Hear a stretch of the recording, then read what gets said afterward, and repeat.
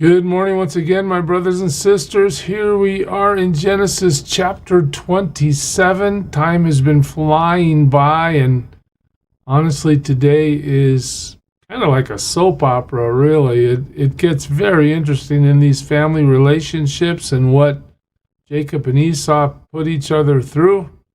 But we're going to explore it with the understanding that God, underneath all this, is still accomplishing what God is purposed, what he wants. It'll all play out. Just watch.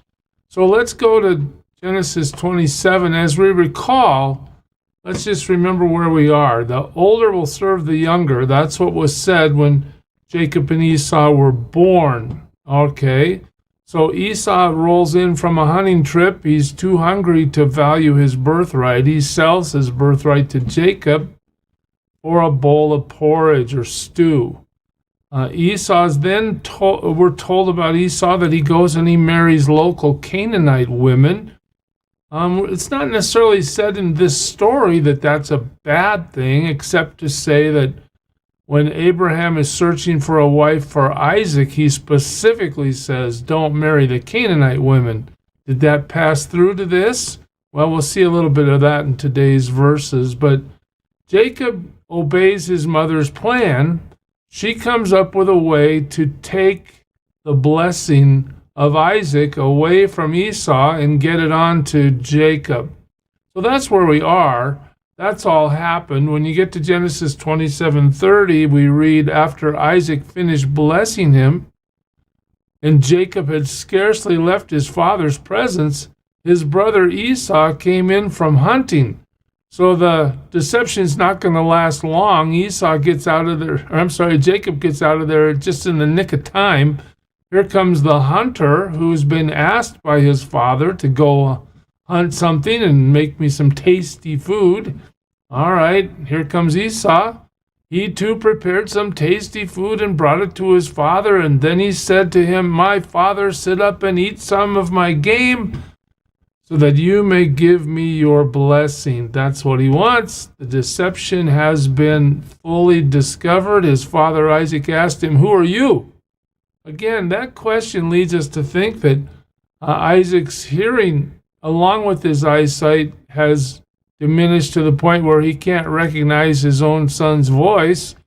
So he's really old. He thinks he's going to die anytime soon, although he does live quite a while after this episode. But Esau answers him, I'm your son. I'm your firstborn. I'm Esau. You should remember me, right, Isaac? Isaac trembled violently. Uh-oh. And he said, who was it then that hunted that game and brought it to me? I ate it just before you came, and I blessed him. And indeed, he will be blessed. So Isaac discovers the deception. Esau the same. And now Isaac is so upset, he's shaking. And he says, look, I blessed him. I'm not going to be able to take that blessing back. He will be blessed.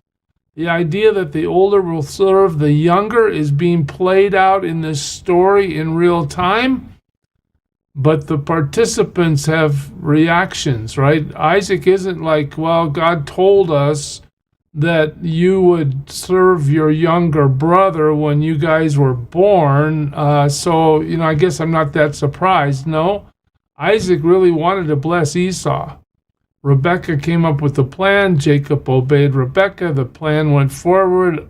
Esau receives the blessing. Now at the discovery, Isaac can't take it back. Esau didn't get it. When Esau heard his father's words, he burst out with a loud and bitter cry. I bet he did. And he said to his father, bless me too, my father. This is the same guy that was so hungry, he couldn't wait another minute. He sold his brother his birthright. Okay, but now he must have realized his position, his mistake, his lack of interest was a mistake. Here he is. I need your blessing, Dad. Come on. But he said, your brother came and deceitfully took your blessing. Again, here we are. Somebody lied to me, I blessed him, and that's the way it is. I can't undo it. Esau's loud and bitter cry echoes through the tent, and the deceitfulness of Esau is the deceitfulness of Jacob. Here I go again, huh? I'm messing up these names. I now realize I've already done it a few times. Sorry. Esau says what? Isn't he rightly named Jacob? He has deceived me these 2 times. Now that is a sentence, isn't it? Esau wasn't deceived when Jacob bought his birthright. Esau willingly participated in the transaction because he wanted a bowl of stew. All right, but here, now that he's offended because he didn't receive Isaac's blessing, Esau wants to talk about how Jacob deceived him in that prior transaction. He took my birthright. No, he didn't take it. You sold it to him. Okay, but you see how once the offense is fully realized, then we all go in and try to protect our own egos and our own sense of self, and we're blaming others. Esau has now painted himself as a total victim when he's not a total victim. He has participated in selling his birthright. Well, now he's taken my blessing, and he asked, haven't you reserved any blessing for me? Isaac answers Esau, I have made him lord over you. Oh, there we go. Just as God's sovereign choice is described in the New Testament, here we see it played out. I have made him lord over you, and I've made all his relatives his servants. In other words, he's going to rule over them too. And I have sustained him with grain and new wine. So what can I possibly do for you? Just step back from this a second and reflect on the power of the blessing. In Western culture today, we don't really have this concept that the Father has such power before God to bless the Son so that those blessings are irrevocable and moving forward for generations. But here in the Old Testament, we see exactly that. So when asked that question about what Isaac can do, Esau says to his father, do you have only one blessing, my father? Bless me too, my father. And then Esau wept aloud. Just notice the pain that Esau is feeling in this transaction. His father Isaac answered him, your dwelling will be away from the earth's richness. Ouch! How can you really call that a blessing? It doesn't sound too good, right?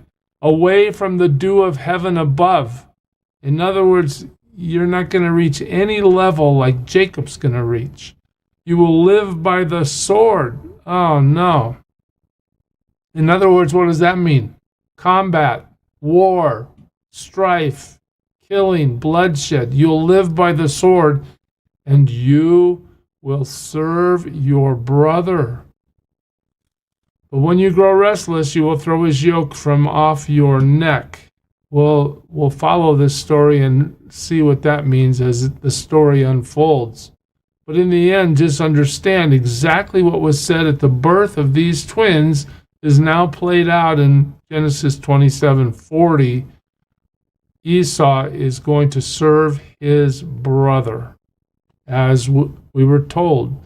In 41, Esau held a grudge against Jacob because of the blessing his father had given him. He said to himself, the days of mourning for my father are near, and then I will kill my brother Jacob. Okay, we saw this with Cain and Abel. Cain was jealous of Abel because Abel offered something to God that God received, and Cain was told to offer something that God will receive. Cain said, no, I'd rather kill my brother. Esau has this same kind of attitude. I've been offended. It hasn't worked out for me like I wanted it to. I'm not going to humble myself. I'm going to kill my brother. All right, that's his intention. What happens? When Rebekah was told what her older son Esau had said, she sent for her younger son Jacob and said to him, Your brother Esau is consoling himself with the thought of killing you. Man, no wonder Jacob got scared. Now then, my son, do what I say. Okay, here comes Rebekah. Another plan. Another way to get out of all this. All right, flee at once to my brother Laban in Haran. Now we're going to look at the family tree again because as I've demonstrated fully, I have trouble keeping all these names straight. But we're going to try one more time just in a second. But where is Haran again? You remember it's way north. It's where Abraham sent his servant Eleazar to Haran to look for a bride for Isaac. Now, Rebekah is sending Jacob to Laban, who lives in Haran. Again, you're getting out of town. That's a code for what's happening here. Go to my brother, your uncle, right? Stay with him for a while until your brother's fury subsides. This will be a temporary thing, but you need to run for it. All right. The text continues, when your brother is no longer angry with you and forgets what you did to him. Remember, this is a hunter. This is somebody that is known for his ability to kill. Esau, I mean. I'll send word for you to come back from there. Why should I lose both of you in one day?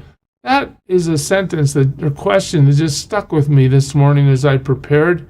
How does Rebekah consider to have lost Esau? She's sending Jacob away, but how? Perhaps it's the case that the plot, it's not just the deception that Jacob carried out, but the plot that Rebekah was intimately involved in making all that happen. Maybe Esau has denounced his mother in some way. But Rebekah's feeling is she's lost Esau, and if he kills Jacob, she's going to lose him too. Why should I lose both of you in one day? A little intrigue that isn't exactly spelled out. Then Rebekah said to Isaac, I'm disgusted with living. Now listen to this. Because of these Hittite women. Who married Hittite women? Well, Esau did, remember?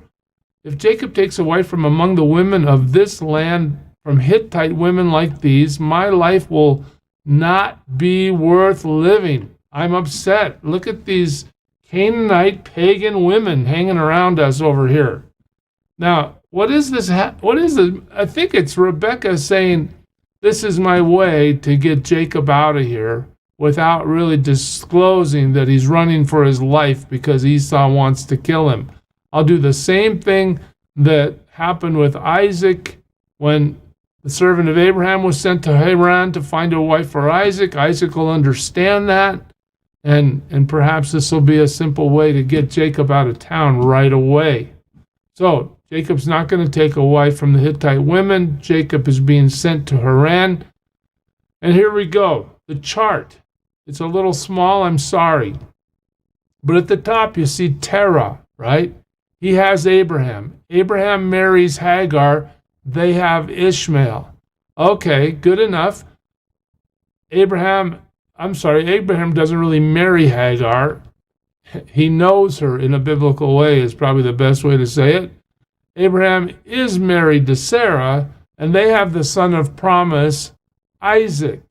Okay, now, Isaac marries Rebekah. Where does Rebekah come from? Well, if you remember, Terah has another son named Nahor. He has a son named Bethuel, and Bethuel has a daughter named Rebekah. So now you see the connection in the lineage of the patriarchy, okay? Abraham and Sarah, Isaac and Rebekah, Rebekah is the daughter of, Isaac's uncle? Okay, so technically a cousin. All right, now let's zoom in for a second here. And just remember this.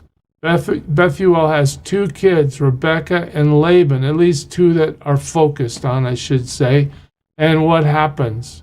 As the story unfolds now, and Rebekah sends Jacob to Haran, you'll see that Jacob now is going to get involved with two of Bethuel's granddaughters, two of Laban's daughters, and we'll watch that negotiation unfold. There's also going to be a couple other ladies that have babies with Jacob, In the end, God is doing what? Through all this chaos, he's bringing his 12 tribes of Israel into fruition. He's making it happen, and we'll see that play out as we continue through the book. I hope I didn't confuse you too much by messing up the names this morning.